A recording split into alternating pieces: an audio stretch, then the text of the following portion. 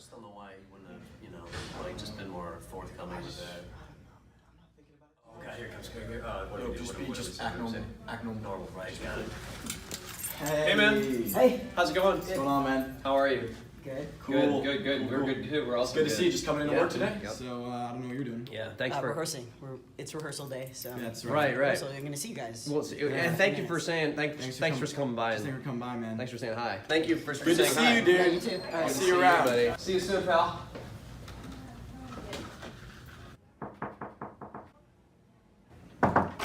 Michael, hey, can you come to set? We're starting rehearsal now. Come on out. Hey, Mike. Yeah? How come you're doing Robin's job? She usually comes to get me. Oh, yeah. Well, I mean, she asked me to. I mean, she didn't want to. Well, I mean, look, can you just come set for rehearsal, okay?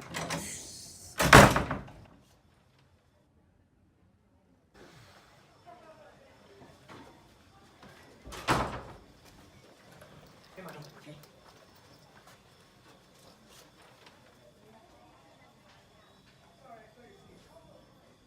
I had no idea. Yeah, me I don't too. know why I wouldn't say that. I know. Oh my God, you guys! You heard about Michael? Yeah, we were just talking about that. never would have I can't guessed. believe you wouldn't say something. No, not at all. Oh no.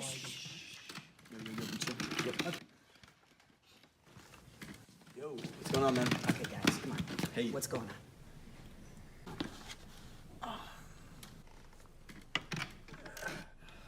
All right, dude. Like, just can't believe you never told us. I mean, you were born in Canada.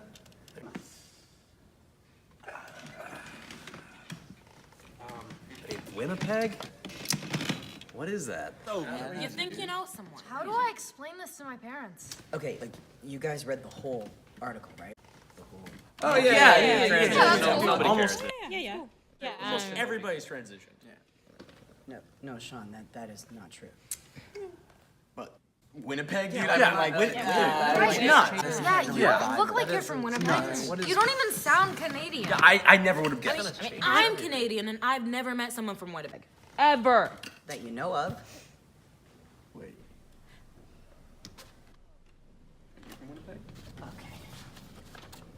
I'll see you in a bit.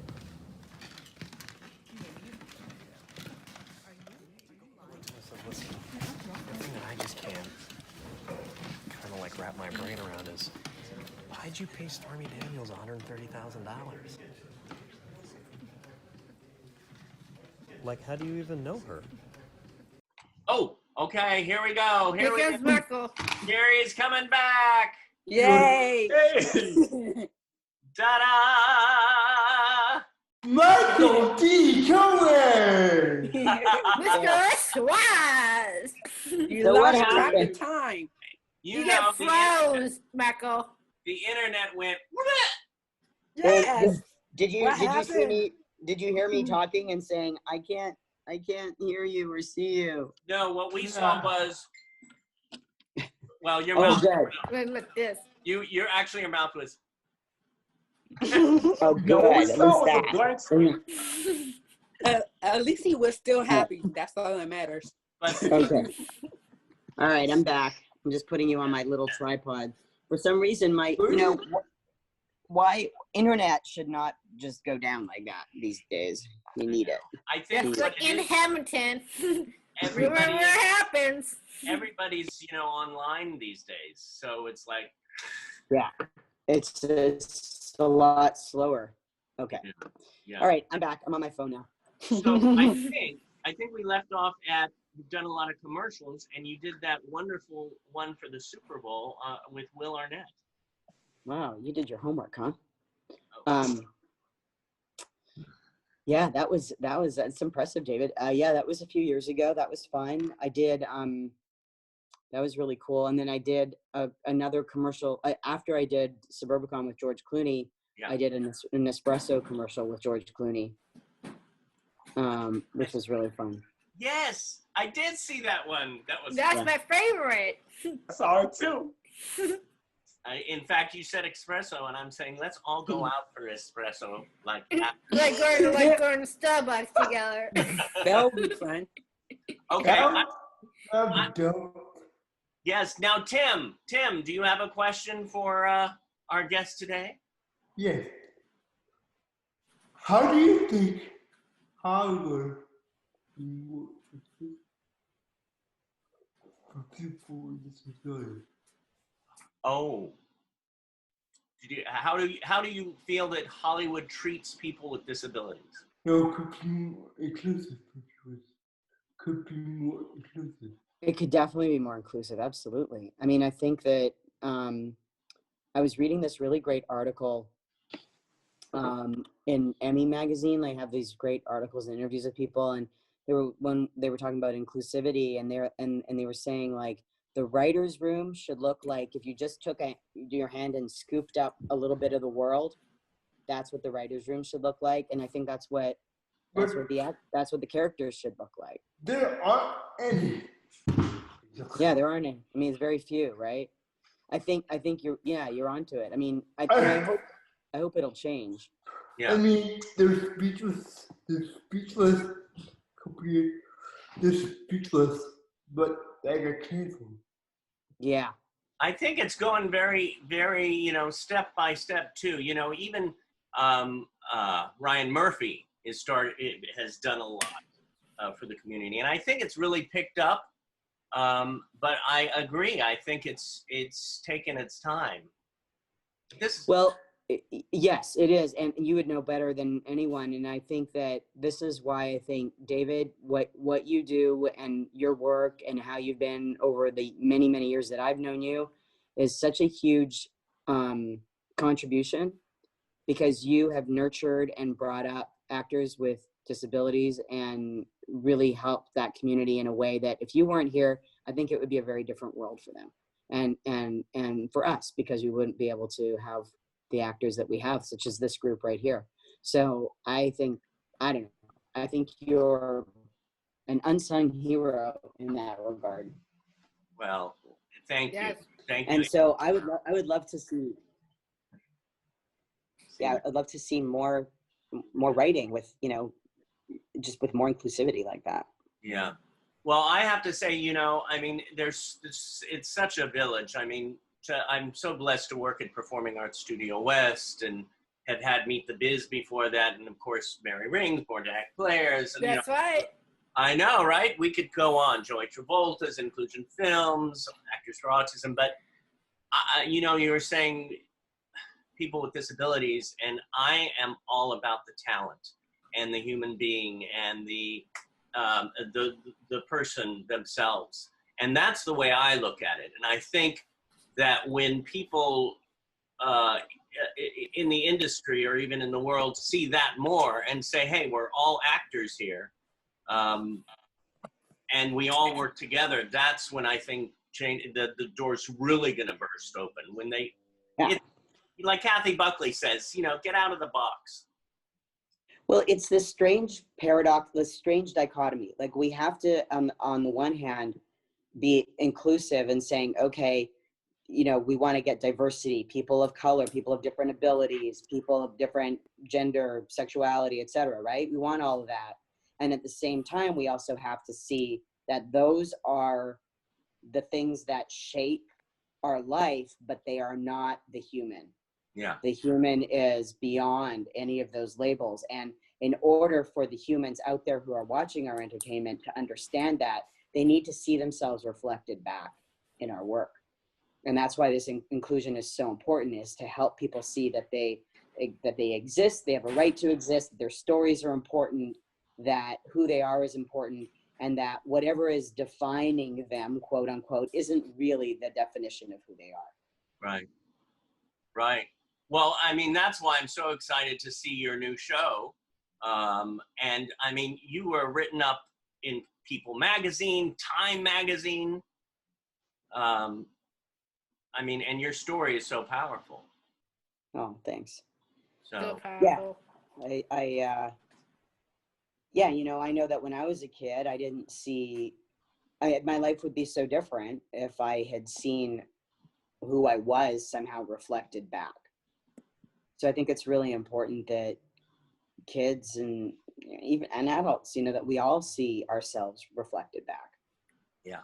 That's what stories are for. I mean, if you think about it, you know, the cave people sitting around a fire telling stories. That was TV and film back then.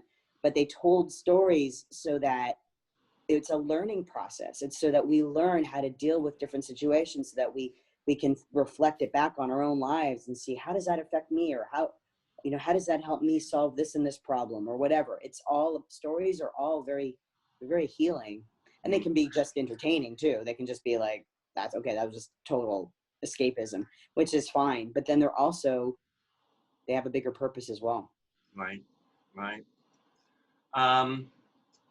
Well, you know, one thing that I love that you do too, beside acting and directing and producing, you also have your own school and you teach your own classes. And one of the things that I was looking at, which I loved, is your philosophy. And the line that just hit me was transforming blocks into brilliance. Oh, I'm glad you like that. Yeah, yeah. What does that mean for the actors out there, Well, and the human beings? I mean, it means that the things that stop us internally, our obstacles, are actually have a lot of power that we can gain from them that can make us brilliant. So the things that we most fear in ourselves, the things that stop us, all those things, when we can really understand them and we can really get into them and embrace those things and really work with them, they become clay instead of a wall. They become material that you're like, wow, that just, if I can really go through that and transform it, it's not about getting rid of, it's not like, you know, eradicating blocks, you know, it's about transforming them. It's about you don't want to get rid of them, because that just makes you more resistant and it makes the blocks more intense. You want to work with them. And so that's what I'm really interested in doing, is looking at where is an actor blocked and how do we transcend that, and then it reflects back on their real life. Like anything you change in your life will affect your acting. Anything that you change in your acting will affect your life. It's all a growth process and it's all related. It's beautiful. Do we have any other questions we wanted to ask? I saw Ranjani's and then Alexandra. What's your favorite Canadian comedian as character of your character as your favorite Canadian comedian is by you as character of Hand Danger? So my favorite Canadian character, my favorite Canadian comedian. To just by you as a funniest guy who's by you as a character of Hand Danger.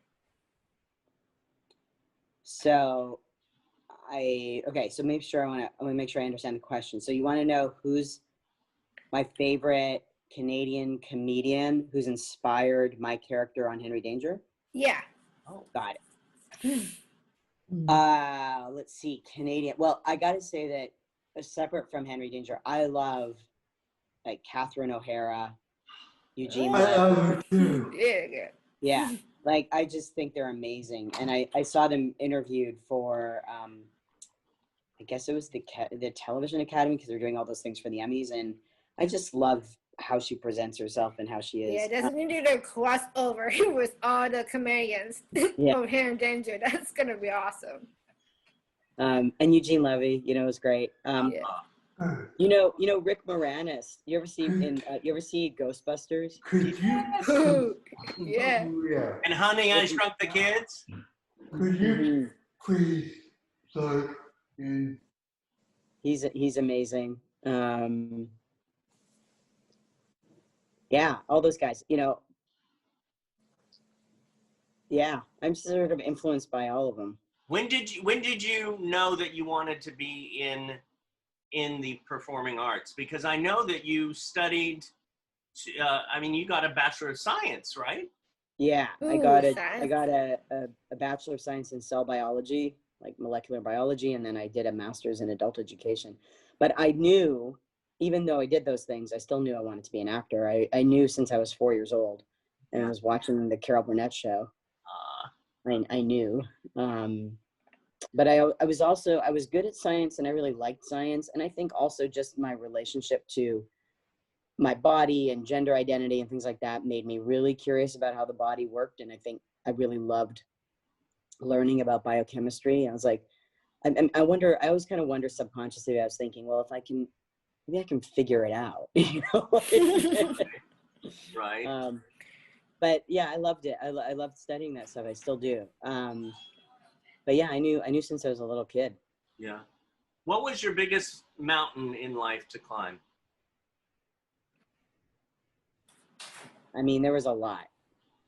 I've had a few mountains. It's funny you asked that because I climb mountains, right? I do know that. I knew it.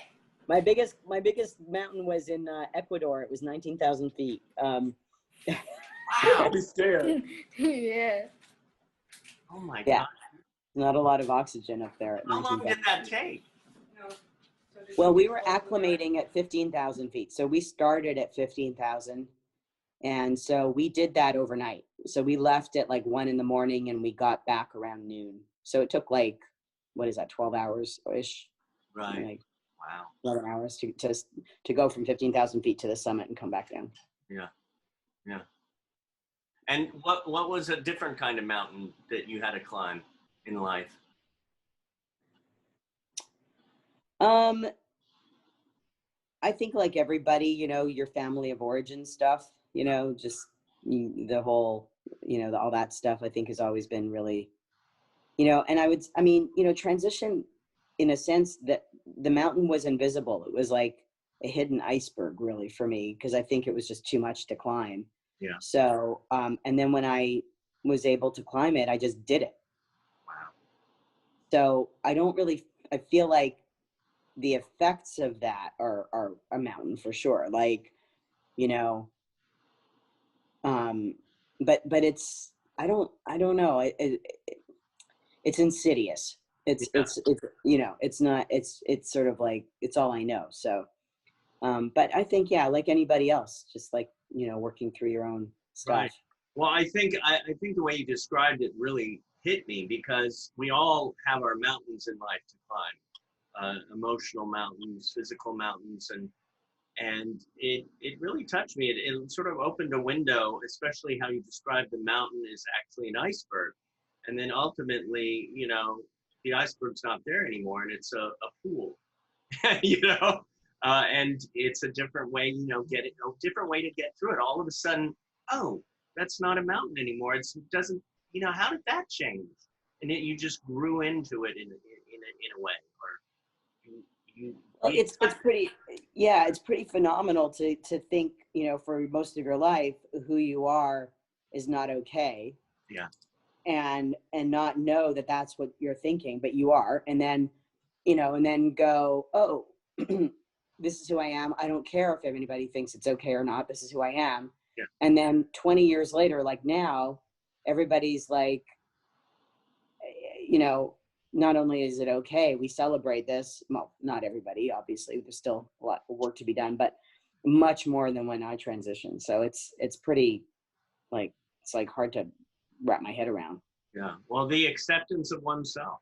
I mean, I still have things. I guess, as long as we're living, we all deal through stuff. Sure. Yeah. Alexandra. And we'll get back to you, Ranjan. Okay.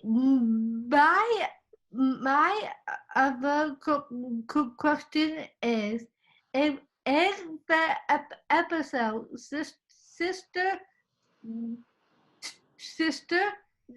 Twister, how did your character know Piper's character was coming in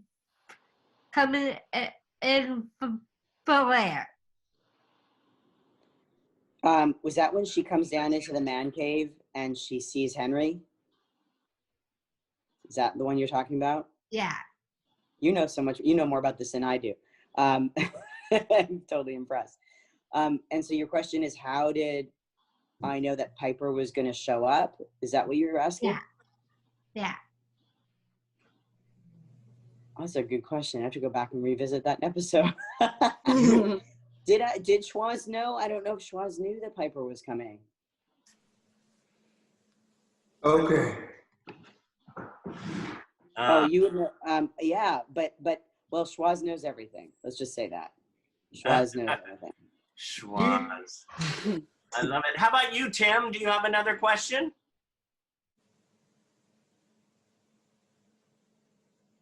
How did you come the act? How did you come up with the acting approach? How did you come up with your acting approach? The accent. Oh, the accent. How did I come up with the accent? That's a good question, Tim. The audition just said he has an accent, and I just always had this weird kind of Eastern European accent that I used to do, like just, you know, it wasn't quite Schwaz, it was more like, you know, just talking like this kind of thing. And so I came in with that accent. And then as I was watching the first season, like at first they didn't want it very thick. And I watched the first season and I was like, I think he should have a thicker accent. I didn't really like it. And so the second season I came back and I just made it really thick. And I listened to all of the vowels and I made it a decision on how all the vowels sounded. So when Schwaz says Ray, he goes Rai. So it's A is I, and, you know, O is, you know, O. And I just made a decision about how to pronounce all the vowels so I could be consistent. And then I made a decision that R is a roll, but he's like, you know, R, Rai, Rai. So yeah, I kind of just winged it for the first year. And then after that decided, okay, I'm going to get a little bit more methodical about this. I love that. You know, that so reminds me, and I love what you do. I mean, it as you could see, it brings so much joy to so many, your characters and your acting. And it really brought me back to, you know, when I was growing up, and you have the accents, you know, the Inspector Cluzel. Yeah, so it's just, I love, it's actors like you who bring light into our lives, you know. Well, that's a huge compliment. And, you know, I think I wrestled for a while about being an actor in the sense that, like, you know, is it serious enough? Like, it's not like I had a choice. I really felt, I don't really feel like I had a choice. I felt like I have to do this. Yeah. It just didn't, it felt like a very strong calling. And it sounds a little lofty, but it's true. You know, like I didn't think, I knew I wouldn't be happy doing anything else. But I was always a little bit conflicted because I thought, well, is this just really indulgent for me to do? And then now with COVID, I realize how important entertainment is and how important stories are and how much the media can affect people. And then just being a part of disclosure, which is really cool. And realizing how important representation is in the media. So I got to see that, yeah, okay, it's not frivolous. It's a good thing to do. So that's shifted. Well, thank you so much. Is everybody got your questions? And I have a last question for him. Sure. We got two last questions. Okay, do you like the crossovers with Henry Danger? Do you like it? Yeah, they're fun. They're usually very, very big, meaning like sometimes it takes a couple weeks to shoot.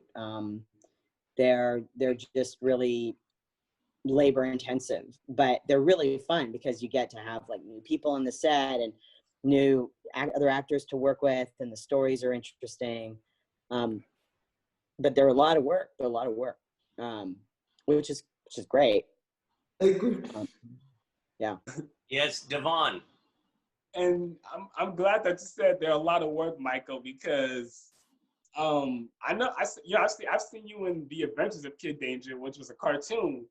And the reason why I'm bringing this up is because I'm writing scripts for a cartoon that Matthew Selden is putting together. It's actually, I sent it to him. It's actually called Devon's Roller Coaster Ride. And That's a good crossover. It's something I made up. It's something I made up.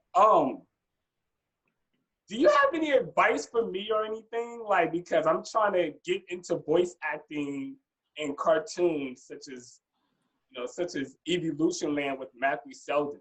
And I'm afraid that if I say a line, I might mess up or have to redo something a couple of scenes over. So you can do that though in voiceover.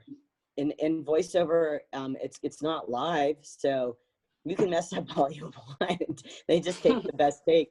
You know, lots of times they'll okay, cut, let's do that again, and here, do it this way this time, and then people mess up their line and they do it again. Like you don't have to be perfect. You don't, and you don't even for film and TV, you don't have to be perfect. You just, you just know, you do your work, you get prepared, and then you do your best, and it's totally fine. It's funny because right now I'm setting up a home voiceover booth. I've gotten away because of COVID and everything. Everybody's really wanting you to have more equipment at home, so I'm setting that up. It's kind of fun to recommit to that. I think the main thing is with voice is, maybe I don't know if there's some classes you can take, or maybe you already know how to do it, but practicing talking with a mic, it's really different than, because you have to make sure that you have a pop filter, but you don't, there's certain techniques. So you want to learn those techniques. It's not that hard. You can pick it up in a couple hours, but really you have to really engage your imagination, because you're not on a set. So you have to see everything in your mind, and it's just practicing that. And if you do character voices, just really practicing those, it's awesome. I think it's great you're doing it. Yeah. I actually wrote another script that I sent it to him, that I sent to him. And what's so good about Devon is today he has a second callback. Yes, I do. In fact, it's in about 30 minutes. Oh my goodness. Lucky you. I know. I know Michelle didn't get a second question. Did you want one, Michelle? No, I was gonna ask the same thing that he had, but I guess it's not a question, but I'm gonna watch it over and over again because I have it on demand. Not Henry Danger, but Danger Force. I'm gonna watch that again. Okay. Yeah, Danger Force. Yeah. Yeah. Yeah, that's because I have Spectrum and it's on demand. So yeah. Oh, great. Yeah. Well, we did about 7 episodes of that, and now we're supposed to go back and shoot some more in a couple weeks. So Yay! Cross my fingers for you. I love it. Well, the last question is, what is your dream? What is your biggest dream right now? I have a few. Am I allowed to have a few? Tell us. As many as you We're want. always here. We're our friends.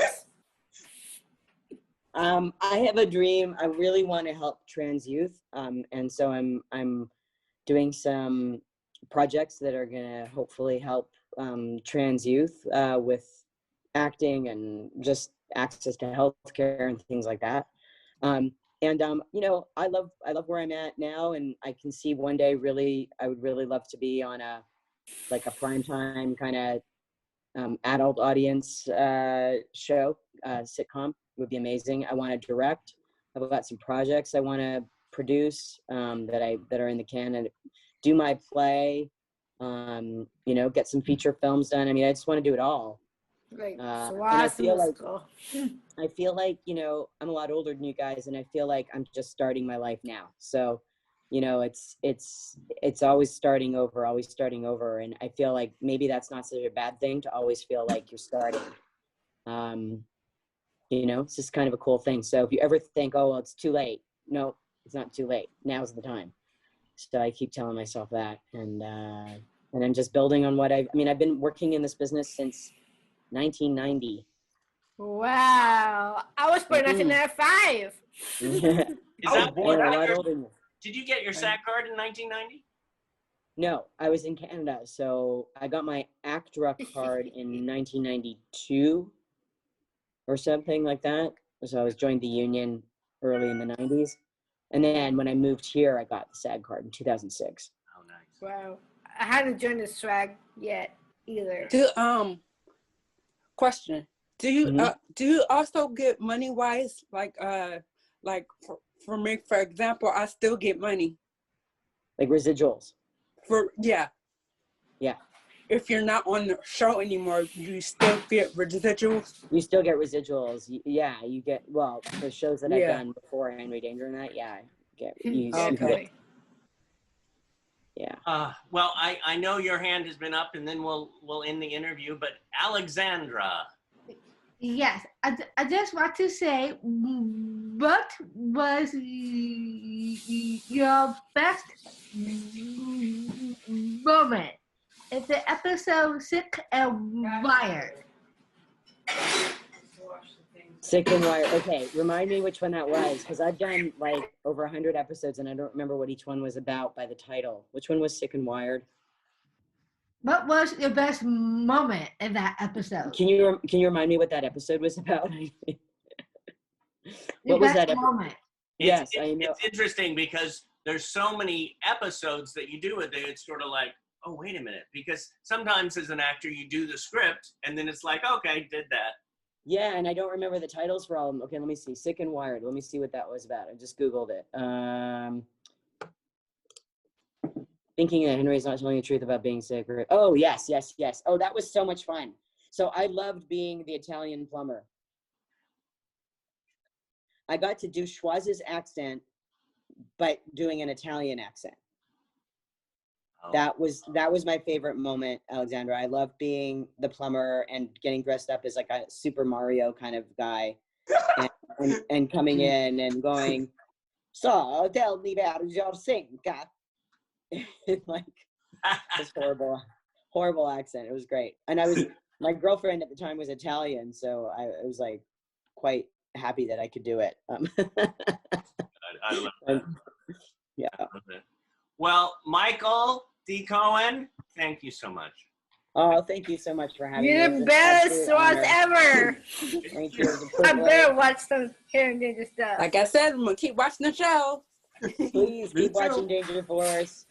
And if you're on social media, look me up. It's my favorite girl, Charlotte. It's my favorite black Did character. I just see Michelle? Was it Michelle that had the Jace Norman poster in the background?